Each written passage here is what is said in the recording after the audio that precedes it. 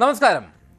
കൊച്ചിയിൽ രാത്രി സ്ത്രീയെ വീട്ടിലെത്തിച്ച് അതിക്രൂരമായിട്ടുള്ള കൊലപാതകം നടന്നു. ഒടുവിൽ മദ്യലഹരിയിൽ വഴിയരികിൽ മൃതദേഹവുമായി ഇരുന്ന് പുലർച്ചെ വരെ ഉറങ്ങിത്തീർത്ത ക്രൂരനായിട്ടുള്ള സൈക്കോപാത്ത് യുവതിയെ അതിനിഷ്ഠൂരമായി പീഡിപ്പിച്ച യുവമോർച്ച നേതാവിനെതിരെ ഇപ്പോൾ ഒന്നിലേറെ പരാതികൾ.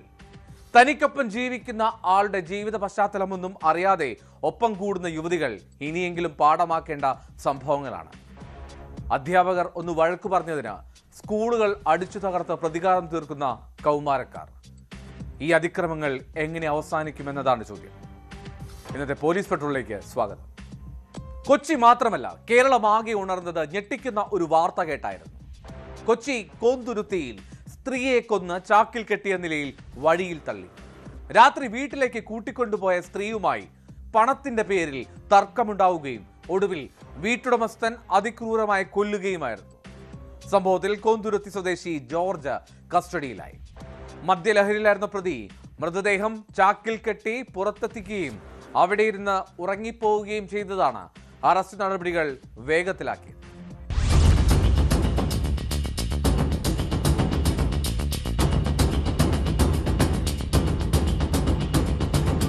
ഇന്ന് രാവിലെ 6:20 തേവര കോന്തുരുത്തിയിൽ മാലിന്യം ശേഖരിക്കാനെത്തിയ ഹരിതകർമ്മസേനാംഗം കണ്ട കാഴ്ച ഇതാണ്.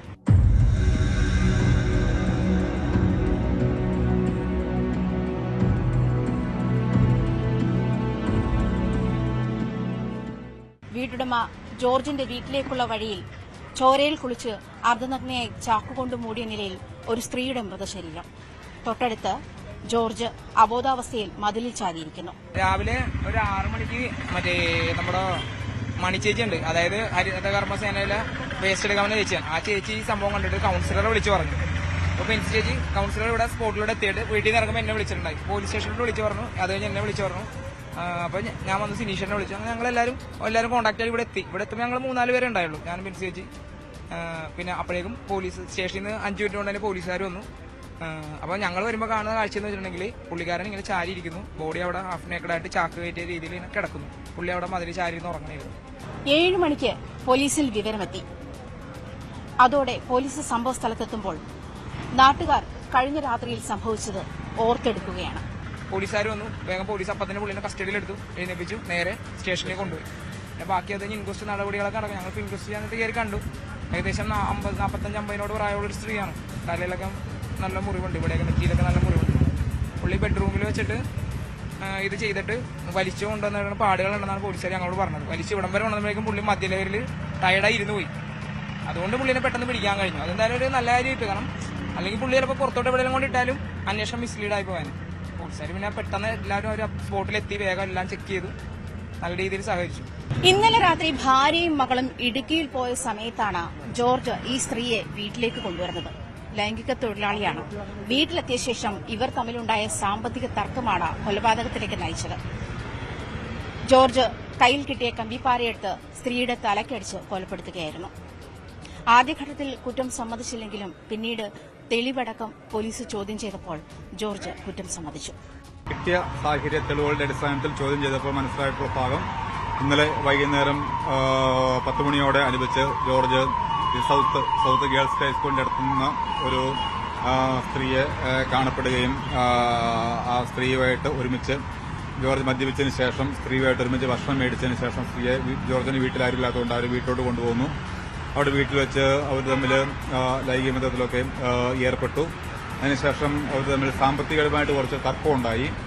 ആ തർക്കം കൂടുതൽ തർക്കത്തിലേക്ക് കലാശിക്കുകയും ജോർജ് ഈ സ്ത്രീയെ കൊല ചെയ്യാനുള്ള ഉദ്ദേശത്തോടെ അവിടെ ഉണ്ടായിരുന്ന കരുതി വെച്ചിരുന്ന ഒരു കമ്പിപ്പാരി എടുത്ത് തലക്കിട്ടടിച്ച് കൊലപ്പെടുത്തിയെന്നുള്ളതാണ് മനസ്സിലായിട്ടുള്ളത്. കോന്തുരുത്തി പള്ളിക്ക് സമീപമുള്ള ജോർജിന്റെ വീട്ടിലേക്കുള്ള വഴിയിലാണ് മൃതദേഹം കിടന്നത്. മൃതദേഹം മറവ് ചെയ്യാൻ രാത്രിയിൽ സുഹൃത്തുക്കളെ സഹായത്തിന് സമീപിക്കുകയും അതുപോലെ ചാക്ക് വേണമെന്നാവശ്യപ്പെട്ട് അദ്ദേഹത്തിന്റെ തന്നെ സുഹൃത്തിന്റെ കടയിലെത്തുകയും ചെയ്തിരുന്നുവെന്നും നാട്ടുകാർ ബോധ്യപ്പെടുത്തുന്നു. വെളുപ്പിനെ പുള്ളി ഒരു 4:30 ഇവിടെ കൂടി നടക്കണ്ടായിരുന്നു. അതായത് ഒരു ചാക്ക് വേണം, വീട്ടിൽ പട്ടി ചത്തിട്ടുണ്ട്, അതിനെ ഡിസ്പോസ് ചെയ്യാനായിട്ട് ചാക്ക് വേണമെന്ന് അന്വേഷിച്ച് നടക്കണായിരുന്നു. അങ്ങനെ പുള്ളി കുറേ നേരം നടന്ന് അവിടെ ഇവിടെ കടന്ന അവസാനം ഇവിടെ വെളുപ്പിന് അപ്പം വിൽക്കുന്ന ഒരു പുള്ളിയുണ്ട്. പുള്ളിയുടെ കട നേരത്തെ തുറക്കും. അവിടെ ചെന്ന് 2 ചാക്ക് വേണമെന്ന് പറഞ്ഞു. ഇത് തന്നെ ആയിരിക്കും പറഞ്ഞേക്കണത്. കള്ളത്തരം പറഞ്ഞ് മറ്റേ പട്ടിയത്തെന്ന് പറഞ്ഞു. അപ്പോൾ പുള്ളി ആ കച്ചവടത്തിന്റെ നേരം പുള്ളി പരിചയക്കാരനായതുകൊണ്ട് ചാക്കെടുത്ത് പുള്ളി കൊടുത്ത് പുള്ളിയാണ്ട് ഈ സംഭവം അറിഞ്ഞ് പുള്ളി ഇവിടെ വന്നിട്ടുണ്ടായിരുന്നു. പുള്ളി ഇവിടെ വന്നു പോലീസുകാരോട് സംസാരിച്ചിട്ടുണ്ട്. ഇങ്ങനെ എന്റെ കട ചാക്ക് കൊണ്ടുപോയി എന്നുള്ള രീതിയിൽ സംസാരിച്ചിട്ടുണ്ട്. 63-കാരനായ ഹോം നഴ്സായ ജോർജ് മറ്റ് ക്രിമിനൽ പശ്ചാത്തലമുള്ള ആളല്ലെന്നും പോലീസ് സ്ഥിരീകരിക്കുന്നുണ്ട്. അബോധാവസ്ഥയിൽ മൃതദേഹത്തിന് അടുത്ത് ഇരുന്നു പോകേണ്ടി വന്ന സാഹചര്യമുണ്ടായതുകൊണ്ടാണ് പോലീസിന് അധികം ബുദ്ധിമുട്ടാതെ പ്രതിയിലേക്ക് എത്താൻ കഴിഞ്ഞത്. ക്യാമറാമാൻ ശ്യാംലാലിനൊപ്പം ആജ്ഞ രവീന്ദ്രൻ, ന്യൂസ് 18 കൊച്ചി.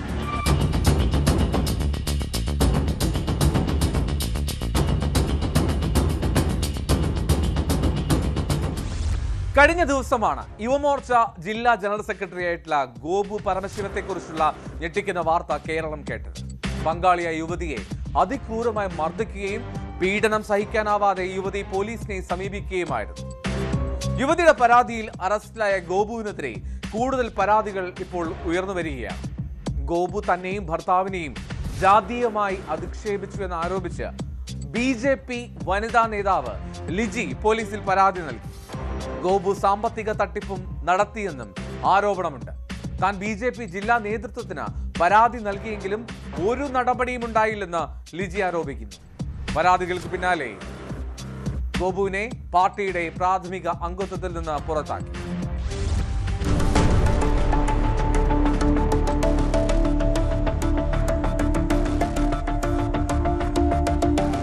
അവൻ തെറ്റ് ചെയ്തിട്ട് ഞാൻ ചൂണ്ടിക്കാണിച്ചിട്ട് എന്നെ BJP ഓഫീസിൽ നിന്ന് പുറത്താക്കുക ചെയ്തത്. ജോലി കളയിച്ച് എന്നെ പുറത്താക്കുക ചെയ്തത്. പങ്കാളിയെ യുവമോർച്ച നേതാവ് ഗോപു പരമശിവം ക്രൂരമായി മർദ്ദിക്കുന്ന ദൃശ്യങ്ങൾ ഇന്നലെയാണ് പുറത്തു വന്നത്. മൊബൈൽ ചാർജർ ഉപയോഗിച്ച് ശരീരമാസകലം രക്തം പൊടിയുന്ന രീതിയിൽ തല്ലിച്ചതയ്ക്കുകയായിരുന്നു. യുവതി പരാതി നൽകിയതിന് പിന്നാലെ ഗോപു പരമശിവത്തെ പോലീസ് കസ്റ്റഡിയിലെടുക്കുകയും ചെയ്തു. ഗോപു പരമശിവത്തിനെതിരെ കൂടുതൽ പരാതി BJPയിൽ നിന്ന് തന്നെ ഉയരുകയാണ്. ഗോപു തന്നെയും ഭർത്താവിനെയും ജാതീയമായി ആക്ഷേപിച്ചുവെന്ന് BJP വനിതാ നേതാവ് ലിജി പരാതി നൽകി. ഗോപു സാമ്പത്തിക തട്ടിപ്പ് നടത്തിയെന്നും ജില്ലാ നേതൃത്വത്തിന് പരാതി നൽകിയെങ്കിലും തള്ളിക്കളഞ്ഞുവെന്നാണ് ആരോപണം. ഈ 25 ആയപ്പോഴും വീണ്ടും ഇങ്ങനെ എന്നെപ്പറ്റി അനാവശ്യങ്ങളൊക്കെ പറഞ്ഞപ്പോൾ ഹസ്ബൻഡിനെ കുറിച്ച് മോശമായിട്ട് മറ്റുള്ളവരോട് പറഞ്ഞപ്പോൾ അതും ഞാൻ വിളിച്ചു പറഞ്ഞു. ഞാൻ ജില്ലാ പ്രസിഡന്റിനെ വിളിച്ചു. പിന്നീടാണ് എനിക്ക് മനസ്സിലായത് ഇവനെ സംരക്ഷിക്കുന്നത് ജില്ലാ പ്രസിഡന്റ് തന്നെയാണെന്ന് ഉറപ്പായത്. ആ ഒരു ടൈമിനാണ് എനിക്ക് മനസ്സിലായത്. കാരണം ഈ വിഷയം ഞാൻ നേരത്തെ ഇവരോടൊക്കെ ഉന്നയിച്ചിട്ട് ആരും ഇതിനെക്കുറിച്ച് റിയാക്ട് ചെയ്യാനോ പാർട്ടിയുടെ നേതാക്കന്മാരായ പലരോടും ഞാനത് പറഞ്ഞിട്ടുണ്ട്. കൂടുതൽ പരാതി ഉയർന്നതോടെ ഗോപുവിനെ പാർട്ടിയുടെ പ്രാഥമിക അംഗത്വത്തിൽ നിന്ന് പുറത്താക്കിയതായി BJP ജില്ലാ നേതൃത്വം അറിയിച്ചു. അതേസമയം ഗോപുവിനെതിരായ പരാതിയിൽ മുന്നോട്ടു പോകാൻ തന്നെയാണ് മർദ്ദനത്തിനിരയായ യുവതിയുടെ തീരുമാനം.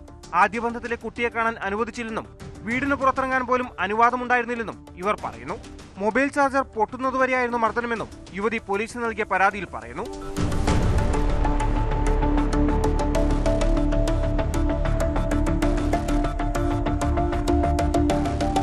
ന്യൂസ് 18 കൊച്ചി. എറണാകുളം പാലാരിവട്ടം പോലീസ് സ്റ്റേഷനിൽ നടന്ന വ്യത്യസ്തമായിട്ടുള്ള ഒരു തട്ടിപ്പിനെ കുറിച്ചുള്ള വാർത്തയാണ് ഇനി പോലീസ് പെട്ടത്.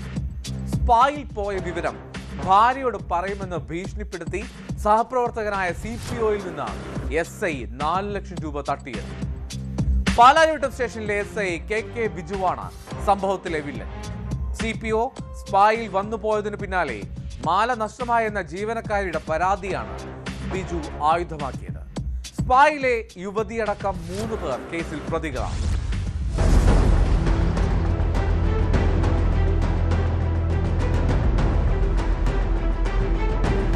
എറണാകുളം കോസ്റ്റൽ സ്റ്റേഷനിലെ പോലീസുകാരൻ പാലാരിവട്ടത്തെ ഒരു സ്പായിൽ പോയിരുന്നു. സ്പായിൽ നിന്നും മടങ്ങിയ ശേഷം അവിടെയുള്ള ജീവനക്കാരി തന്റെ മാല കാണാതെ പോയെന്നും അത് CPO മോഷ്ടിച്ചു എന്നാരോപിച്ച ഫോൺ വിളിച്ചു.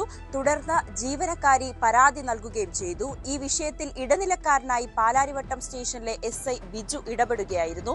അവർ ചോദിക്കുന്ന പണം നൽകണമെന്നും വീട്ടിലറിഞ്ഞാൽ പ്രശ്നമുണ്ടാകുമെന്നും SI ബിജു CPOയോട് പറഞ്ഞു. തുടർന്ന് CPOയിൽ നിന്നും 4 ലക്ഷം രൂപ രൂപയാണ് യുവതിയും SIയും ചേർന്ന് തട്ടിയെടുത്തത്. SIയുടെ നടപടിയിൽ സംശയം തോന്നിയ CPO നടത്തിയ അന്വേഷണത്തിൽ മുൻപും ബിജു ഇത്തരത്തിൽ ഇടപെടൽ നടത്തിയെന്ന് മനസ്സിലായി. താൻ കബളിപ്പിക്കപ്പെട്ടു എന്ന് മനസ്സിലായതോടെ CPO പാലാരിവട്ട പോലീസിന് പരാതി നൽകുകയായിരുന്നു.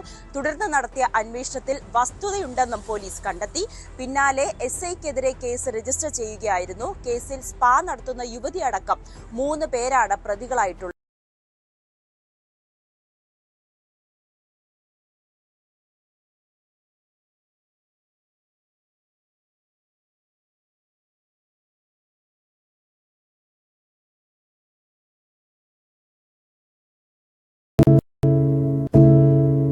ഒരു മാധ്യമ പ്രവർത്തകൻ തിരുവനന്തപുരം വർക്കലയിൽ +1 വിദ്യാർത്ഥിയെ അധ്യാപകർ വഴക്കു പറഞ്ഞതിന്റെ വൈരാഗ്യത്തിൽ സുഹൃത്തുക്കളായ 18 വയസ്സ് പ്രായമുള്ള 3-അംഗ സംഘം അടിച്ചു തകർത്തത് പ്രദേശത്തെ 3 സർക്കാർ വിദ്യാലയങ്ങളാണ്.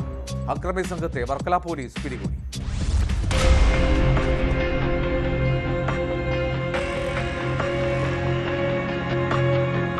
നവംബർ 5-നാണ് സംഭവം.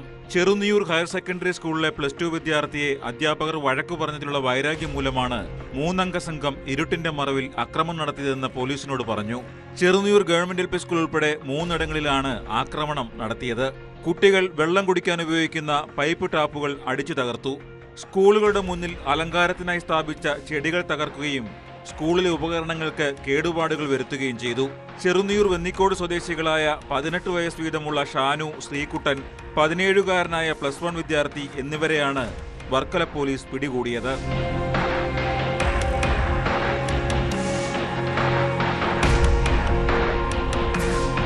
അധ്യാപകരുടെ പരാതിയിൽ പോലീസ് CCTV ദൃശ്യങ്ങൾ പരിശോധിച്ചപ്പോഴാണ് പ്രതികളെ തിരിച്ചറിഞ്ഞത്.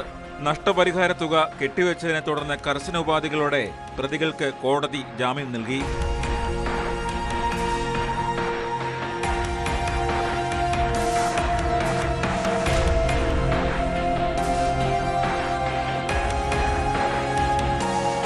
ന്യൂസ് 18 ആറ്റിങ്ങൽ.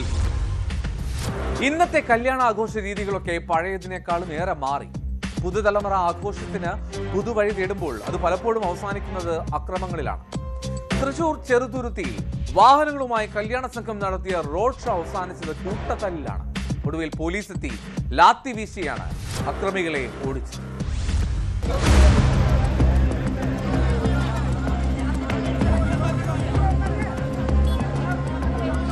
പള്ളം സ്വദേശിയും ആറ്റൂർ സ്വദേശിനിയുടെയും കല്യാണത്തിനായി വന്ന ഒരു സംഘം യുവാക്കൾ വാഹനങ്ങളുമായി സംസ്ഥാന പാതയുടെ റോഡ് ഷോ നടത്തിയതോടെ ഗതാഗത കുരുക്ക് രൂപപ്പെടുകയായിരുന്നു. ഇതോടെ വാഹനങ്ങളുടെ നീണ്ട നിരയുണ്ടായി. ഇവരുടെ പിറകിൽ വന്നിരുന്ന വെട്ടിക്കാട്ടിരി ആലിക്കപ്പറമ്പിൽ ബഷീർ ടിപ്പറിന്റെ ഹോൺ മുഴക്കി ഇവരോട് മുന്നോട്ട് പോകാൻ ആവശ്യപ്പെട്ടതിനെ തുടർന്നാണ് സംഘർഷങ്ങൾ ആരംഭിച്ചത്.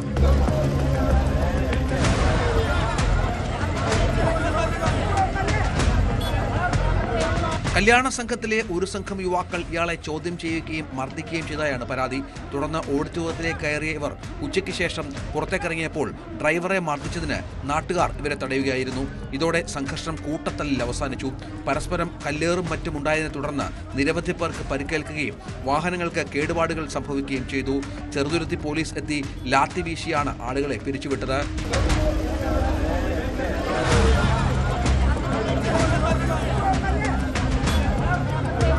ന്യൂസ് 18 തൃശൂർ. മദ്യം തലയ്ക്ക് പിടിച്ചാൽ പിന്നെ എങ്ങനെ പെരുമാറുമെന്ന് പ്രവചിക്കാൻ കഴിയില്ല. കഴിഞ്ഞ ദിവസം നടുറോഡിലിരുന്ന ഒരു യുവാവ് മദ്യപിക്കുന്ന ദൃശ്യം നമ്മളൊക്കെ കണ്ടതാണ്. കോട്ടയം കറുകച്ചാലിൽ മദ്യലഹരിയിൽ വാഹനത്തിലെത്തിയ യുവാവ് വീട്ടിനുള്ളിലേക്ക് വാഹനം ഇടിച്ചു കയറ്റി. യുവാവ് വീട്ടിനുള്ളിലേക്ക് വാഹനം ഇടിച്ചു കയറ്റുമ്പോൾ അവിടെ ഒരു വയോധിക മാത്രമായിരുന്നു താമസം. സംഭവത്തിന്റെ CCTV ദൃശ്യം പുറത്തു വന്നിട്ടുണ്ട്.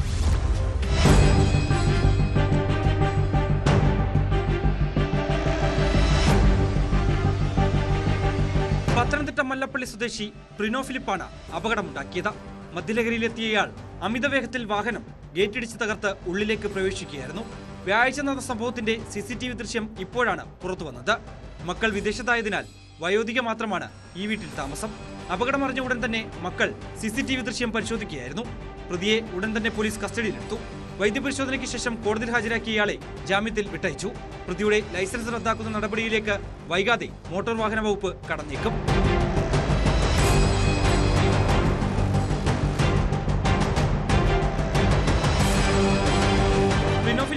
മദ്യപിച്ച് വാഹനം ഓടിച്ച് അപകടമുണ്ടാക്കിയതിനാണ് പോലീസ് കേസെടുത്തിരിക്കുന്നത്.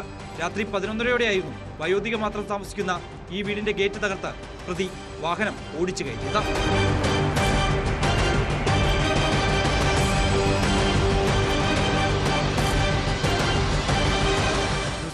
കോട്ടയം. വാടക കെട്ടിടത്തിനുള്ളിൽ അഴുകിയ നിലയിൽ യുവാവിന്റെ മൃതദേഹം കണ്ടെത്തി. പാലക്കാട് തൃത്താല നീലിയാടാണ് സംഭവം. കല്ലൂർമ സ്വദേശി ശ്രീജിത്തിന്റെ മൃതദേഹമാണ് വാടക ക്വാർട്ടേഴ്സിൽ കണ്ടെത്തിയത്. രൂക്ഷമായിട്ടുള്ള ദുർഗന്ധം വമിച്ചതിനെ തുടർന്ന് സമീപവാസികൾ നടത്തിയ പരിശോധനയിലാണ് മൃതദേഹം കണ്ടെത്തിയത്.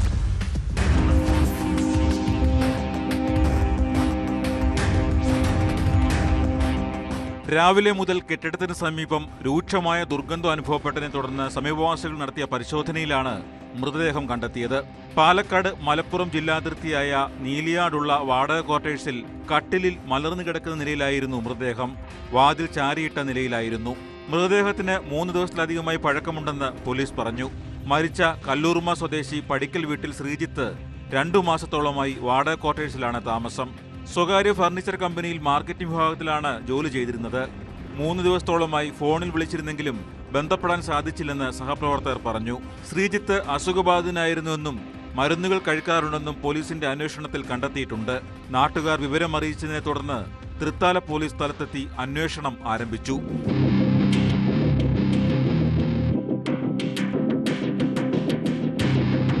ന്യൂസ് 18 പാലക്കാട്. കൊല്ലം അഞ്ചലിൽ നിന്നുള്ള ഒരു മോഷണ വാർത്തയിലേക്കാണ്. കടം ചോദിച്ച് പണം കിട്ടാത്തതിന് വീട്ടിൽ കയറി വീട്ടമ്മയുടെ 3 പവന്റെ സ്വർണ്ണമാല പൊട്ടിച്ചു. ഒടുവിൽ മോഷ്ടാവിനെ നാട്ടുകാരും പോലീസും ചേർന്ന് പിടികൂടി. അഞ്ചൽ ആലഞ്ചേരി പുഞ്ചക്കണം സ്വദേശി സന്തോഷാണ് അഞ്ചൽ പോലീസിന്റെ പിടിയിലായത്.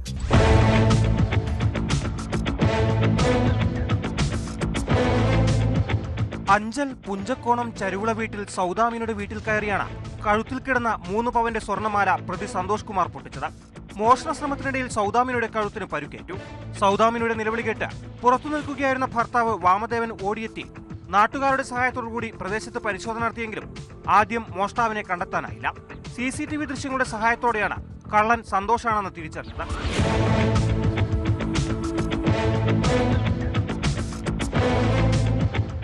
നാട്ടുകാർ മോഷ്ടാവിനെ തിരക്കെത്തിയപ്പോൾ സന്തോഷിന്റെ ഭാര്യാപിതാവ് നാട്ടുകാരിലൊരാളെ കമ്പുകൊണ്ട് തലക്കടിച്ച് പരിക്കേൽപ്പിക്കുകയും ചെയ്തു.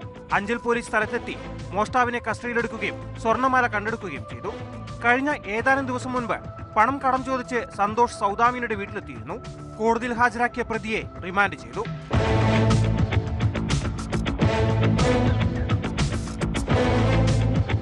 ന്യൂസ് 18 കൊല്ലം. തൃശൂർ രാഗം തിയേറ്റർ നടത്തിപ്പുകാരൻ സുനിൽകുമാറിനെയും ഡ്രൈവർ അജീഷിനെയും വെട്ടി പരിക്കേൽപ്പിച്ച സംഭവം കൊട്ടേഷനാണെന്ന് സംശയം. രാഗം തിയേറ്ററിന്റെ ഉടമസ്ഥതയുമായി ബന്ധപ്പെട്ട തർക്കമാണ് സംഭവത്തിന് കാരണമെന്നാണ് നിഗമനം. കഴിഞ്ഞ ദിവസമാണ് വടിവാളുമായി എത്തിയ സംഘം ഇരുവരെയും ആക്രമിച്ചത്. പ്രതികളിൽ ഒരാളെ പോലീസ് കസ്റ്റഡിയിലെടുത്തു.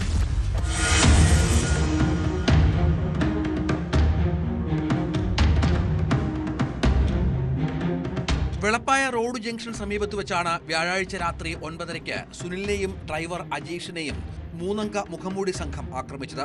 എറണാകുളത്ത് നിന്ന് വെളപ്പായയിലെ വീട്ടിലേക്ക് മടങ്ങിയെത്തുന്ന സമയത്തായിരുന്നു ആക്രമണം. തിയേറ്ററിന്റെ മുൻ ഉടമകളുമായി തർക്കം നിലവിലുണ്ടായിരുന്നെങ്കിലും സമീപകാലത്ത് ഒത്തുതീർപ്പിലെത്തിയിരുന്നു. രാഗം തിയേറ്ററിന്റെ തർക്കത്തിന്റെ പേരിൽ കൊട്ടേഷൻ ആക്രമണ സാധ്യതയുണ്ടെന്ന് സുഹൃത്തുക്കൾ മുന്നറിയിപ്പ് നൽകിയിരുന്നതായി സുനിൽ പറയുന്നു. പ്രതികളിൽ ഒരാളെ കസ്റ്റഡിയിലെടുത്തിട്ടുണ്ട്. വീടിന്റെ ഗേറ്റ് തുറന്ന് കാർ അകത്തേക്ക് കയറ്റാൻ ഡ്രൈവർ അജീഷ് ഡോർ തുറന്ന് പുറത്തിറങ്ങിയപ്പോൾ ഇരുളിൽ നിന്ന് 3 പേർ വടിവാളുമായി ഓടിയെത്തി വെട്ടുകയായിരുന്നു. സുനിൽ ഡോർ തുറക്കാൻ വിസമ്മതിച്ചപ്പോൾ ഗുണ്ടാസംഘം ചുറ്റികയിൽ തുണി ചുറ്റി കാറിന്റെ വശത്തെ ചില്ലടിച്ച് തകർത്തു. വടിവാളും കത്തിയും ഉപയോഗിച്ച് വണ്ടിക്കുള്ളിലിരുന്ന സുനിലിനെ വെട്ടുകയും കുത്തുകയും ചെയ്തു. തന്നെ വാഹനത്തിന്റെ ഉള്ളിലിട്ട് തീയിടാനായിരുന്നു ആക്രമികളുടെ ശ്രമമെന്നും സുനിൽ പറഞ്ഞു. ബഹളം കേട്ട് സമീപവാസികൾ ഓടിയെത്തിയപ്പോഴേക്കും മുഖംമൂടി സംഘം ഓടിമറഞ്ഞു.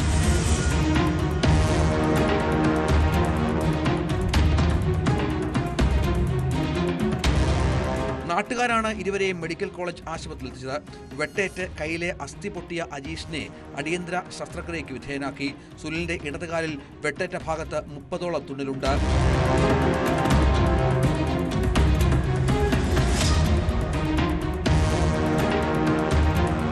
ന്യൂസ് 18 തൃശൂർ. കാസർഗോഡ് ഉള്ളിയത്തടുക്കയിൽ ശുചിത്വ മിഷന്റെ തെരഞ്ഞെടുപ്പ് ഹരിതചട്ട ബോധവൽക്കരണ പരിപാടി തടഞ്ഞ സംഭവത്തിൽ 6 SDPI പ്രവർത്തകർ കസ്റ്റഡിയിലായി. ലഹളയുണ്ടാക്കാൻ ശ്രമിച്ചതിന് 50ഓളം പേർക്കെതിരെ ജാമ്യമില്ലാ വകുപ്പ് പ്രകാരം പോലീസ് സ്വമേധയാ കേസെടുത്തു. തദ്ദേശ സ്വയംഭരണ സ്ഥാപനങ്ങളിലേക്കുള്ള തെരഞ്ഞെടുപ്പിന്റെ ഭാഗമായി ഹരിതചട്ടങ്ങൾ ഉറപ്പാക്കുക എന്ന ലക്ഷ്യത്തോടു കൂടിയാണ് പരിപാടി സംഘടിപ്പിച്ചിരുന്നത്.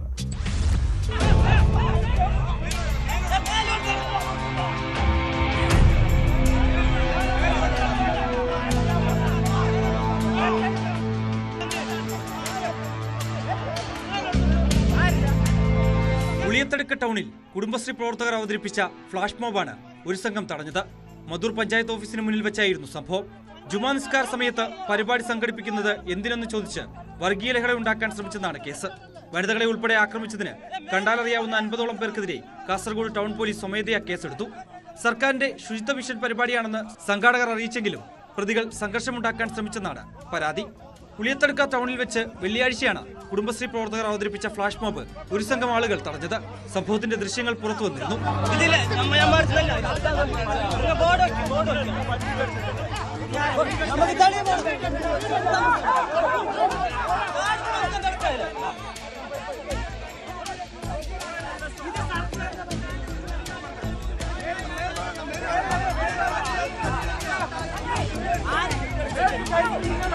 SDPI പ്രവർത്തകരാണ് സ്ത്രീകൾക്ക് നേരെ ആക്രോശിക്കുകയും ഭീഷണിപ്പെടുത്തുകയും അസഭ്യം പറയുകയും ചെയ്തത്. ലഹരി, അടിപിടി കേസുകളിൽ പ്രതികളായവരും ചേർന്നാണ് പ്രശ്നമുണ്ടാക്കിയതെന്ന് പോലീസ് വ്യക്തമാക്കി. സംഭവത്തിൽ കുടുംബശ്രീ പ്രവർത്തകരിൽ നിന്ന് വിവരങ്ങൾ പോലീസ് ശേഖരിച്ചിരുന്നു. പിന്നാലെയാണ് പ്രതികൾക്കെതിരെ പോലീസ് കേസെടുത്തത്.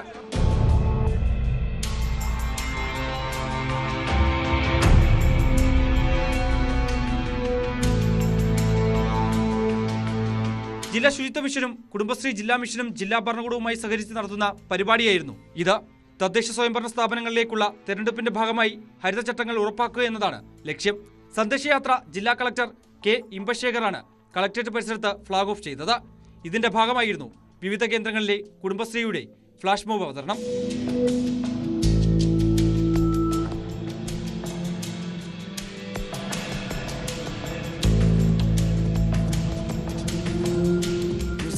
കാസർഗോഡ്.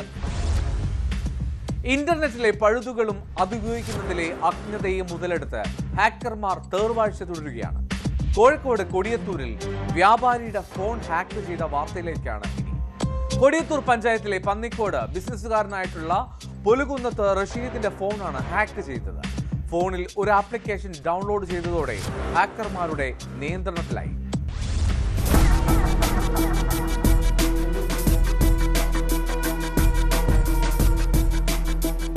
വെള്ളിയാഴ്ച രാവിലെയാണ് റഷീദിന്റെ വാട്സാപ്പ് നമ്പറിലേക്ക് സന്ദേശവും ഒരു ആപ്ലിക്കേഷനും എത്തിയത്. നിലവിൽ തന്റെ വാഹനത്തിന് ഒരു ഫൈൻ വന്നിട്ടുള്ളതിനാൽ ആപ്ലിക്കേഷൻ ഡൗൺലോഡ് ചെയ്തു. ആധാർ നമ്പർ അപ്ഡേറ്റ് ചെയ്തതോടെ ഫോൺ മറ്റാരുടെയോ നിയന്ത്രണത്തിലായി. അപകടം മനസ്സിലാക്കി റഷീദ് ഉടൻ അക്കൗണ്ടിലെ പണം മാറ്റിയതിനാൽ പണം നഷ്ടമായില്ല. രാത്രിയാണ് RTOയുടെ പേരുള്ള ഒരു ഫയൽ എൻ്റെ ഫോണിലേക്ക് വരുന്നത്. ആ ഫയൽ ഞാനത് ഓപ്പൺ ചെയ്തു. ഈ ചലാൻ എന്ന് പറഞ്ഞു. അപ്പോൾ നമ്മളെ പേരുള്ള ചലാൻ എന്തെങ്കിലും വന്നിട്ടുണ്ടോ എന്ന് ചെക്ക് ചെയ്യാൻ വേണ്ടിയായിരുന്നു ആ ഫയൽ ഓപ്പൺ ആക്കിയിരുന്നത്. അതിനുശേഷം നമ്മുടെ ആ ഫയൽ ഓപ്പൺ ആക്കിയോടെ എൻ്റെ ഫോണ് ഹാക്ക് ചെയ്തു പോയി. പിന്നെ നമുക്ക് വേറെ ഒന്നും ഉപയോഗിക്കാനതൊന്നും കഴിയുന്നില്ല.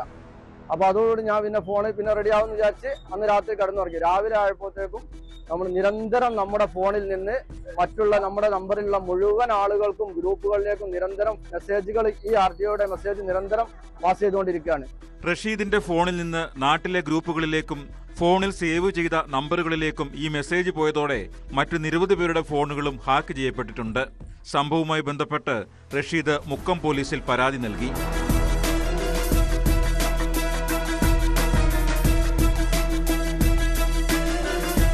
ന്യൂസ് 18 കോഴിക്കോട്.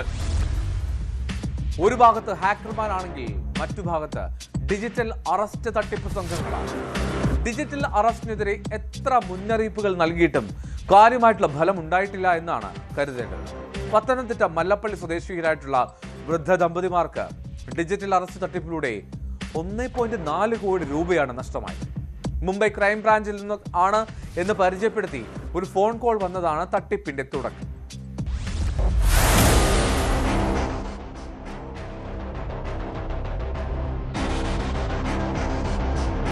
പത്തനംതിട്ട മല്ലപ്പള്ളി സ്വദേശികളായ വൃദ്ധ ദമ്പതികളാണ് തട്ടിപ്പിന് ഇരയായത്. ദമ്പതിമാരിൽ ഭാര്യയുടെ ഫോണിലേക്കാണ് തട്ടിപ്പ് സംഘത്തിന്റെ കോൾ വന്നത്. കുട്ടികളുമായി ബന്ധപ്പെട്ട ഒരു കുറ്റകൃത്യത്തിൽ ഇവരുടെ മൊബൈൽ നമ്പർ ഉൾപ്പെട്ടിട്ടുണ്ടെന്നാണ് മുംബൈ ക്രൈംബ്രാഞ്ച് ഉദ്യോഗസ്ഥനെന്ന് സ്വയം പരിചയപ്പെടുത്തിയ ആൾ പറഞ്ഞത്. ഇതിന്റെ ഭാഗമായി അക്കൗണ്ടിലെ പണം പരിശോധിക്കണമെന്നും നിർദ്ദേശിക്കുന്ന അക്കൗണ്ടിലേക്ക് ഇത് കൈമാറണമെന്നും ആവശ്യപ്പെട്ടു.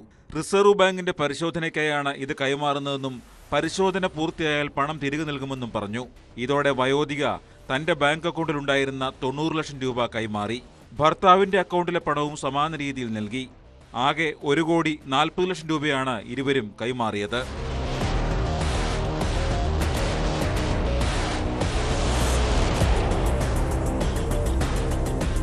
പണം അക്കൗണ്ടിലേക്ക് കൈമാറി ഏറെ കഴിഞ്ഞിട്ടും തിരികെ ലഭിച്ചില്ല. ഇതോടെയാണ് സംഭവം തട്ടിപ്പാണെന്ന് ഇവർക്ക് ബോധ്യപ്പെട്ടത്.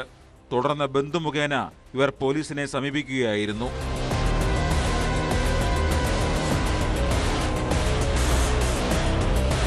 ന്യൂസ് 18 പത്തനംതിട്ട.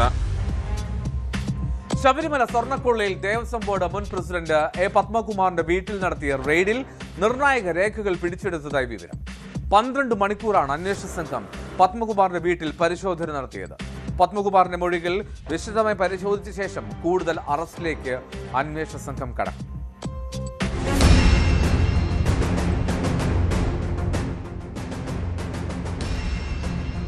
ശബരിമല സ്വർണ്ണക്കൊള്ളയുമായി ബന്ധപ്പെട്ട മുൻ ദേവസ്വം ബോർഡ് പ്രസിഡന്റ് എ പത്മകുമാറിന്റെ വസതിയിൽ കഴിഞ്ഞ ദിവസം പ്രത്യേക അന്വേഷണ സംഘം നടത്തിയ പരിശോധനയിൽ സുപ്രധാനമായ ചില രേഖകൾ കണ്ടെടുത്തതായുള്ള വിവരങ്ങളാണ് പുറത്തുവരുന്നത്. അതിൽ തന്നെ ഉണ്ണികൃഷ്ണൻ പോറ്റിയും പത്മകുമാറും തമ്മിൽ നടത്തിയ സാമ്പത്തിക ഇടപാടുകൾ ദുരൂഹതയുണ്ടാക്കുന്നതാണ് എന്നതാണ് SITയുടെ പ്രധാനപ്പെട്ട കണ്ടെത്തൽ. ഇവർ തമ്മിൽ ചില ഭൂമി ഇടപാടുകൾ നടത്തിയിട്ടുണ്ടോ എന്നതടക്കമുള്ള കാര്യങ്ങളിലാണ് പരിശോധന തുടരുന്നത്. മാത്രവുമല്ല, ഈ ശബരിമലയിൽ നിന്ന് 3 ഘട്ടങ്ങളിലായി മാറ്റിയ സ്വർണം അത് ഉരുക്കി എടുത്ത് മറിച്ച് വിറ്റതിലൂടെ ലഭിച്ച സാമ്പത്തിക ലാഭത്തിൽ നിന്നാണോ ഈ ഇടപാടുകൾ നടത്തിയിരിക്കുന്നത് എന്നടക്കമുള്ള കാര്യങ്ങളാണ് SIT വിശദമായി പരിശോധിക്കുന്നത്.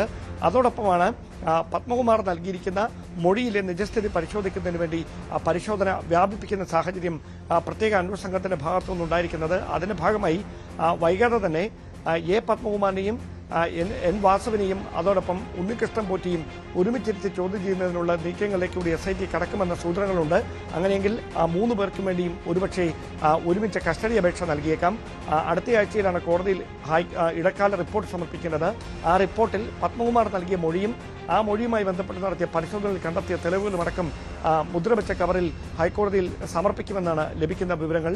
അതിനിടയിലാണ് ദേവസ്വം ബോർഡ് അധ്യക്ഷൻ K ജയകുമാർ നിലവിൽ ദേവസ്വം ബോർഡുമായി ബന്ധപ്പെട്ട് വലിയ തരത്തിലുള്ള പ്രതിരോധത്തിലാക്കുന്ന ആരോപണങ്ങൾ ഉയരുന്ന പശ്ചാത്തലത്തിൽ ബോർഡിന്റെ യോഗങ്ങൾക്കടക്കം കർശനമായ നിബന്ധനകൾ വെച്ചുകൊണ്ടുള്ള ഒരു ഔദ്യോഗികമായ ഉത്തരവ് നൽകിയിരിക്കുന്നത്. അതിൽ പ്രധാനമായി എടുത്തു പറഞ്ഞിരിക്കുന്ന കാര്യം ദേവസ്വം ബോർഡ് യോഗങ്ങളിൽ പരിഗണിക്കേണ്ട അജണ്ടയിലെ വിഷയങ്ങൾ എന്താണ് എന്ന കാര്യം നേരത്തെ തന്നെ പ്രസിഡന്റിനെ അറിയിച്ചിരിക്കണം. അദ്ദേഹത്തിന്റെ അനുമതിയോടെ മാത്രമേ അത്തരം കാര്യങ്ങളിൽ ചർച്ച നടക്കാൻ പാടുള്ളൂ.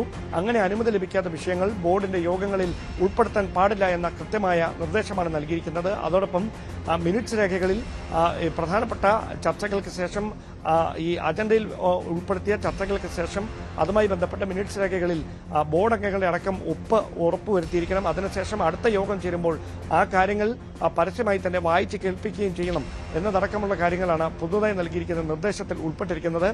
ദേവസ്വം ബോർഡിന് തന്നെ ആരോപണങ്ങൾ നിറയുന്ന ഒരു സാഹചര്യത്തിലാണ് ഒരു ശുദ്ധീകരണത്തിന്റെ ഭാഗമായി കടുത്ത നിലപാടിലേക്ക് പുതിയ ദേവസ്വം ബോർഡ് അധ്യക്ഷൻ കടന്നിരിക്കുന്നതെന്ന വിവരങ്ങളാണ് ലഭിക്കുന്നത്.